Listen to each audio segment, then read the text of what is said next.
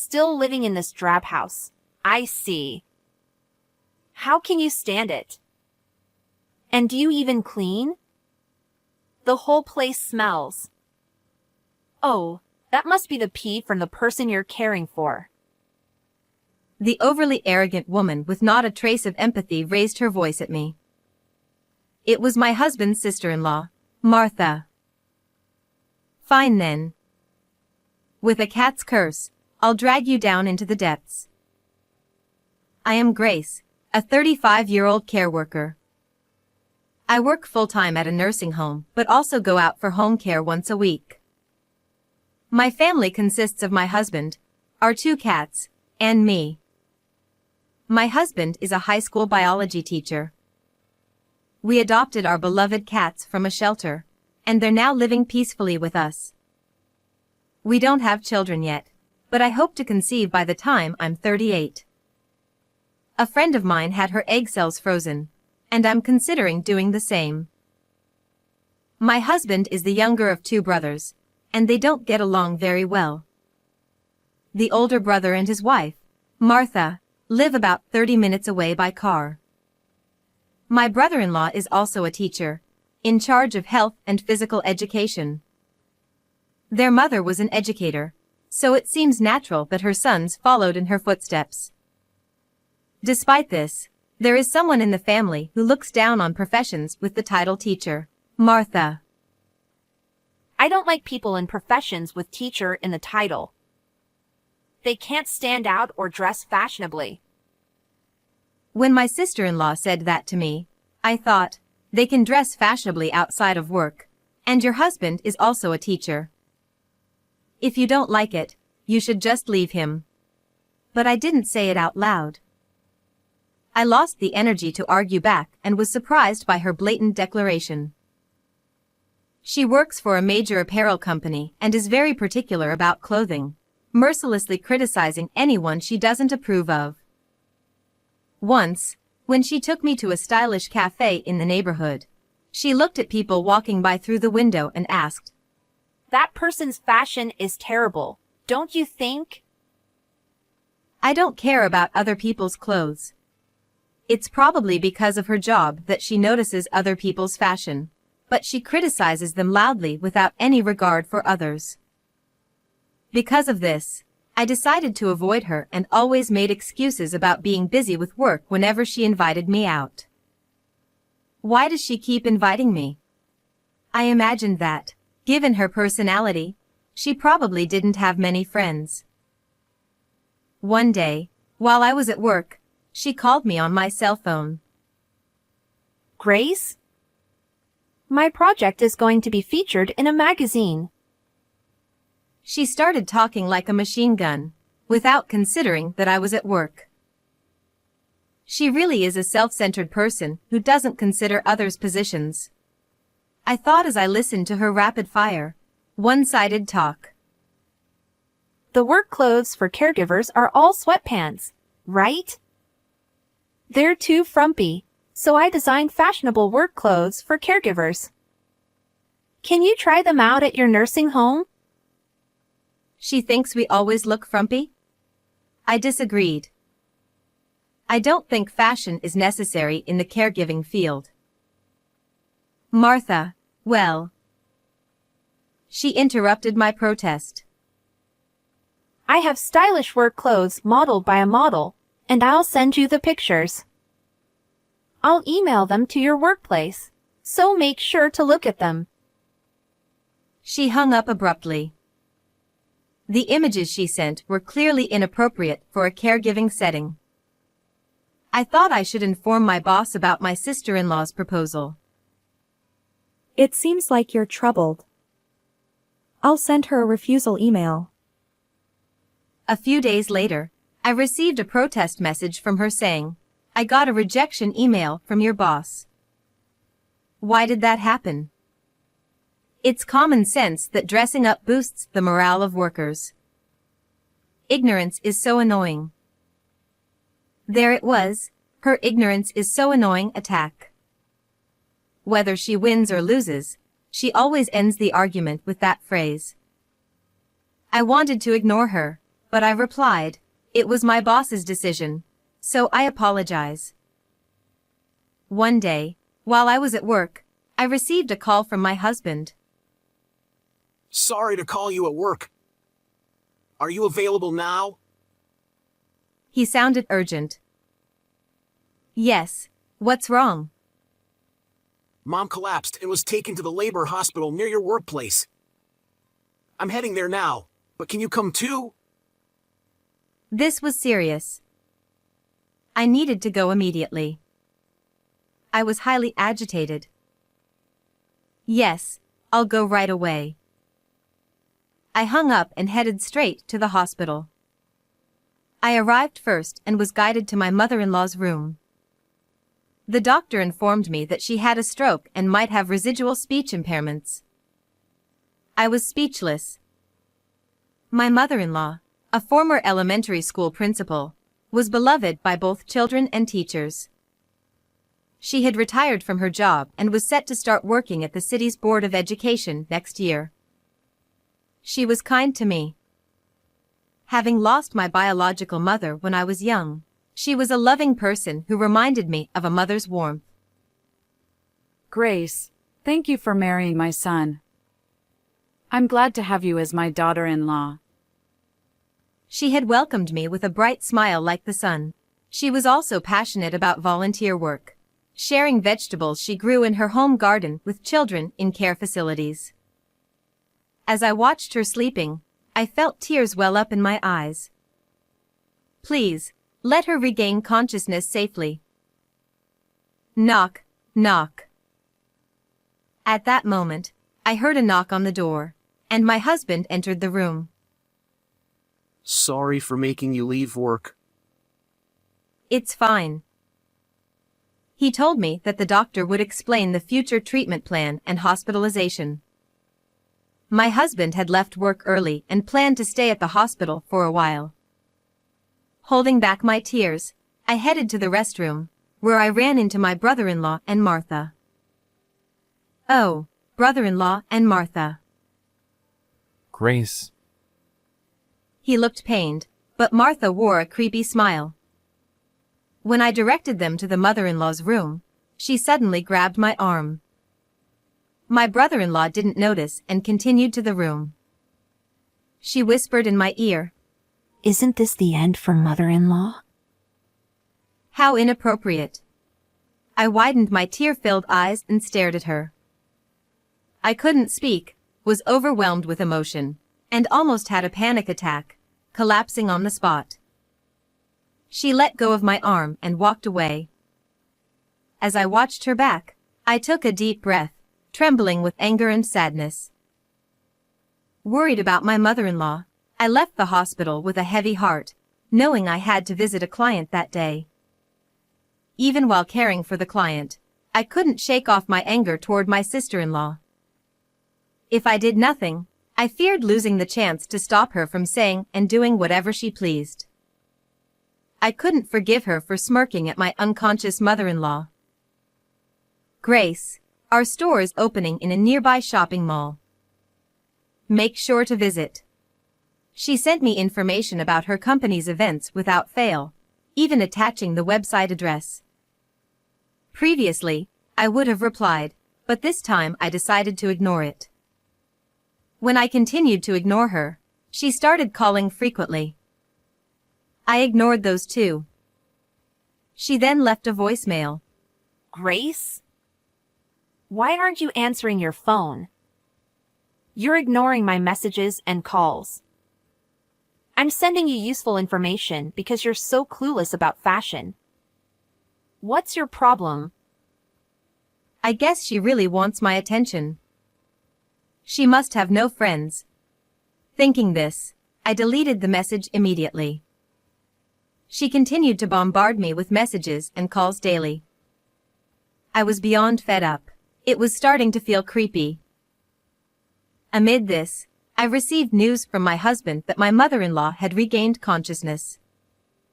However, she still couldn't speak and was in a daze. I was so happy that I cried. Although my worries weren't over, it felt like we had passed the first hurdle. A month later, my mother-in-law was discharged from the hospital. My husband said that depending on her condition, we might need to consider transferring her to a rehabilitation hospital. But as her treatment was effective, she chose to go to a rehab facility from home. He mentioned that she probably wanted to stay in her familiar home, and I agreed.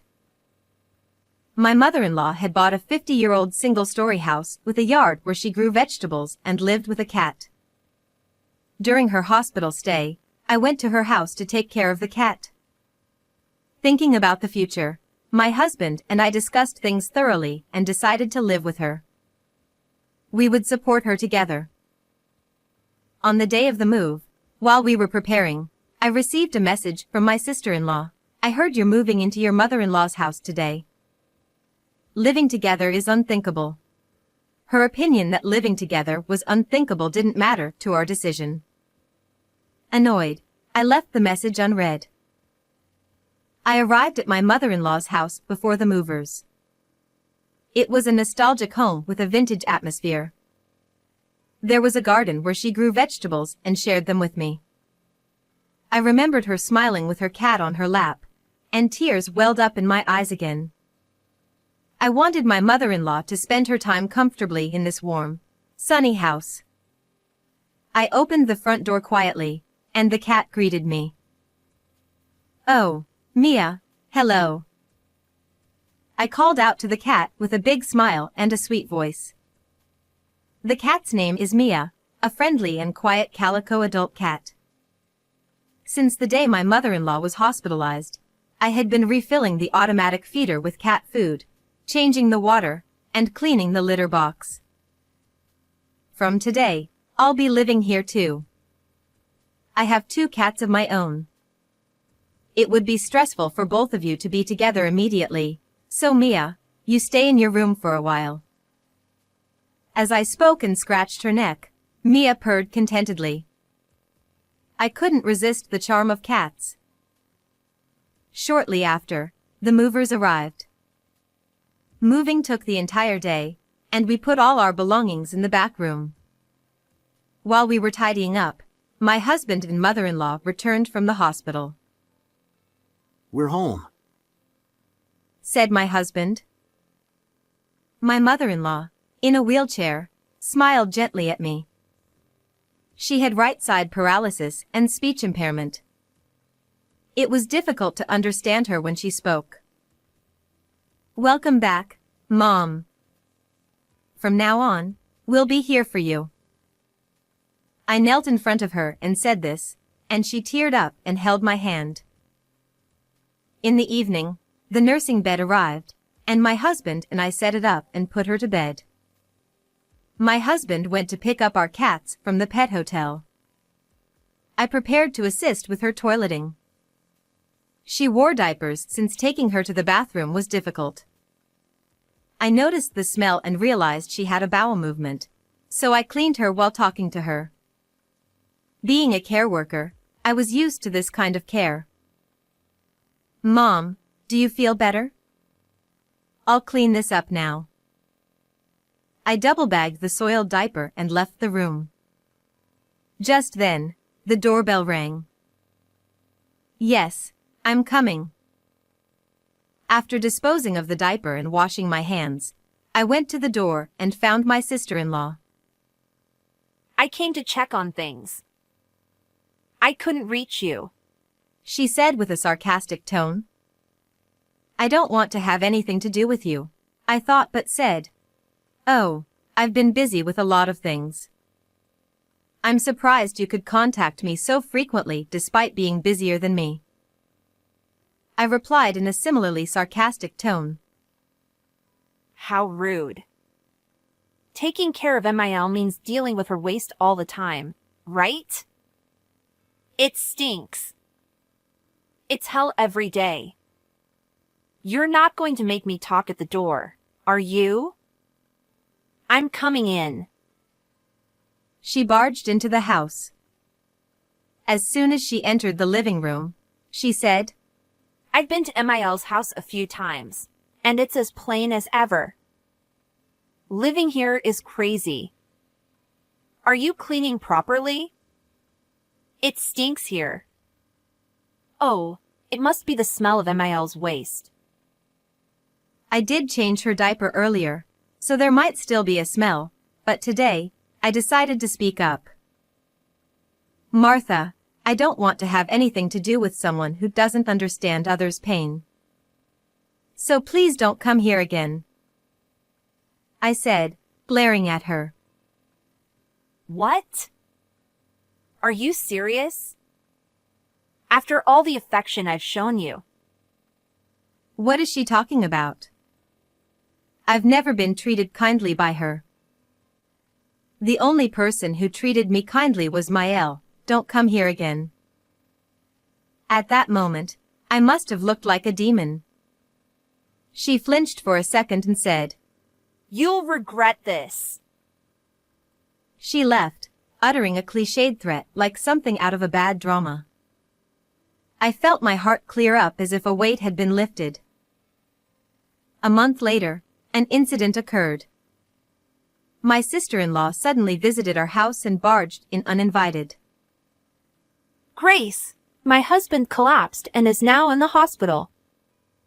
I know when he'll be discharged, but he needs care. Can you recommend a facility for him? It could even be the home where you work.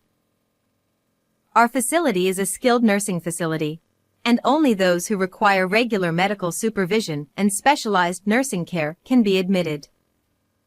Typically, most residents are elderly, and your husband isn't that age, is he? What? Really? I thought anyone needing care could get in. And what is a skilled nursing facility? Though she knew everything about fashion, she seemed clueless about caregiving.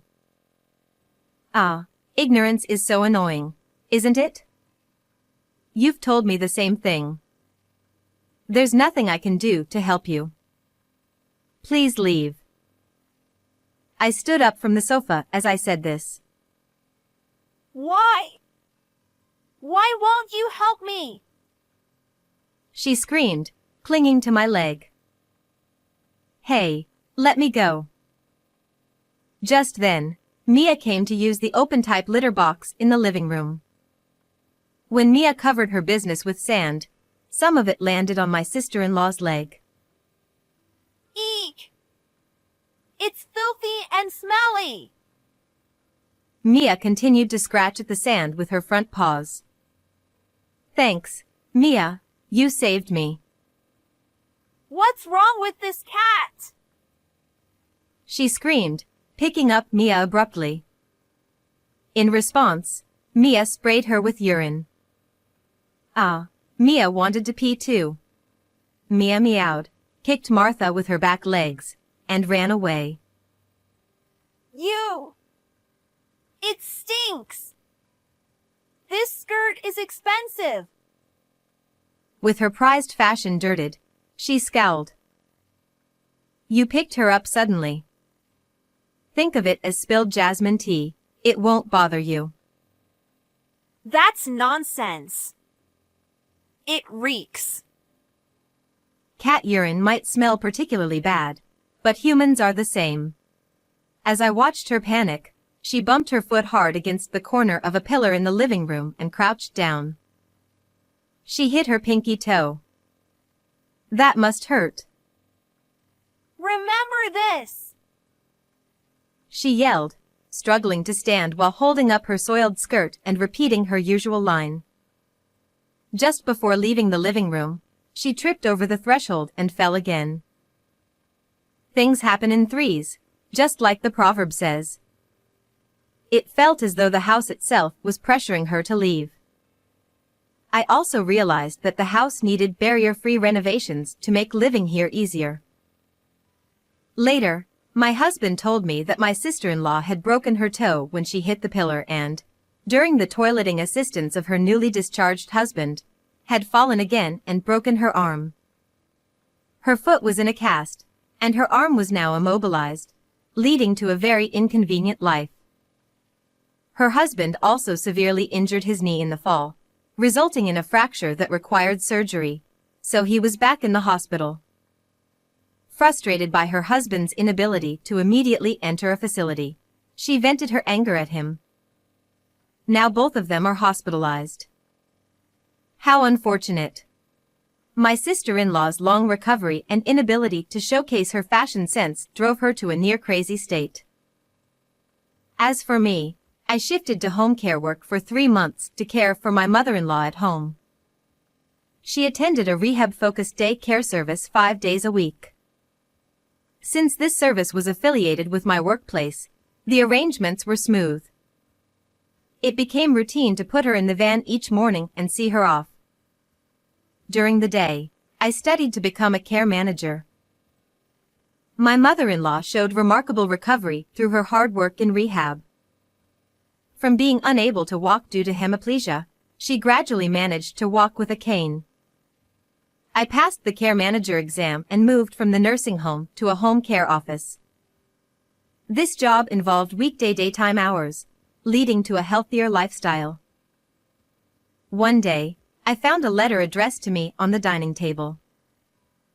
Grace, I can never thank you enough. Truly, thank you. I think of you as my real daughter. Thank you for taking care of me and the cat. Thanks to you, I enjoy going to rehab. I'll try to do more on my own and talk with you again. If living together becomes too difficult, I'll move to a facility. I want you, my son, and the cats to live in this house. Her handwriting was wobbly, possibly written with her paralyzed right hand or her left hand. The effort she put into writing this letter filled my heart, and I couldn't hold back my tears. Mom, I think of you as my real mother too. I want to continue spending happy times together with you. Thank you and best regards. I wrote a reply on pink stationery. Looking out the window, I saw a beautiful rainbow in the distance. How did you like today's story? Please subscribe to our channel. See you in the next video.